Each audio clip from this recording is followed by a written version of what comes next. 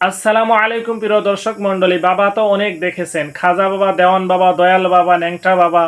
আজকে আপনাদেরকে পরিচয় করিয়ে দেব একজন সালা বাবার সাথে। সালা বাবা বলে নাকি সে মারেফাতের সাগরে ডুবে আছে, কিন্তু যখন তাকে সূরা ফাতিহা জিজ্ঞাসা করা হলো, তখন তার সূরা ফাতিহা শুনে আমার মনে হলো সে কিনা কাপড় টাপড় তল দিয়ে নষ্ট করে ফেলছিল। তা আল্লাহ তাআলাই ভালো জানেন।